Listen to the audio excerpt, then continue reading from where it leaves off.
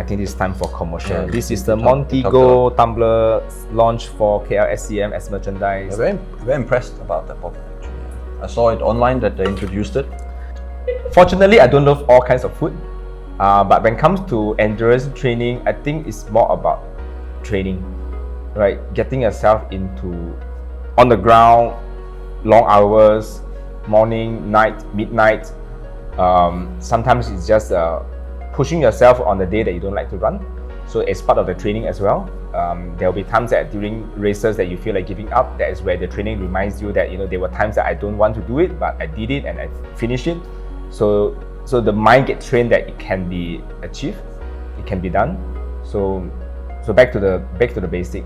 As long as you train, you will always be some learning that that the body will remember, the mind will remember that it can be done. So when you do endurance running, then it becomes more achievable. Yeah, I think life and running are actually very similar. I mean, like YK just also mentioned, sometimes you're not in the mood to run, and you have your goal ahead of you, and you want to achieve something, so you go out and do it anyway. I use that for my kids. Okay, I mean, surely going to school, having to study, they don't like to do that either every day. Hopefully a few days, a week. But yeah, I tell them I don't like to run myself every day. I feel tired. It's late. It's a bit odd hours. Maybe a bit hungry. I want to eat something. Maybe want to watch a show. Maybe spend even time with my children a bit more. But then you have your goal in front of you, and you just do it anyway. So it's half only fun, half it's really hard work to run and to enjoy running eventually. Yeah, I guess you can see on a smaller scale in many ways. You see some people coming back strong. We talk to them, find out what they did, or maybe they reveal a little bit on the social media, because we all think it's so easily achieved, like the famous picture of that person on the podium, and people cheer for that person, and they don't see all their hard work underneath. Though it's more general, yeah. It's more the spirit that I can relate to. Anything in particular in terms of training, it's very individually and situational, so that depends. I realized and I noticed particularly obvious in the past few years is the running clubs. So remember we started back then 10 years ago on the running clubs, where we actually try to get a group of people come together, learn how to train, learn how to run. And in the past few years there has been several running clubs that's been very active. They are grooming people, and then they have organized structured trainings day in, day out. I think that helps because people who need training, sometimes they need that kind of motivation. They need some people who are having the same goal, same struggle, same background, training at the same place. So that keeps them going and then to be on track for their goals.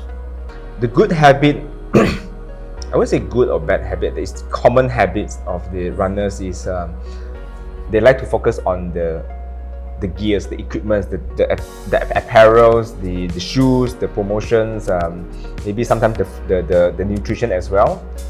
It's good people to start looking into using all these technology or new advances in terms of the gears to help them to run faster. I guess it's also the ugly part where they spend unnecessarily. Sometimes the latest and greatest may not be the best for the runner, or maybe they have to find the right suitable gear for them. Sometimes it's just something which is cheaper, right? Yeah, that's the first thing that I noticed. What do you think? What I find inspiring is like runners in Malaysia, maybe outside as well, but like I said, I mostly know the running community in Malaysia is that people are very passionate about it or into running, even though they may not be fast runners. Okay, they're like slower runners. They just enjoy the community. They actually train hard. They run a lot. But I don't really have the ambition. They could become faster if they wanted to, but they just enjoy it to be around like-minded people.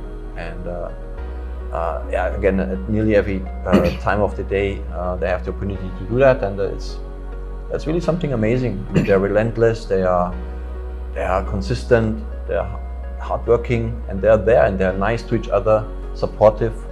They join their friends at some events, be their support team.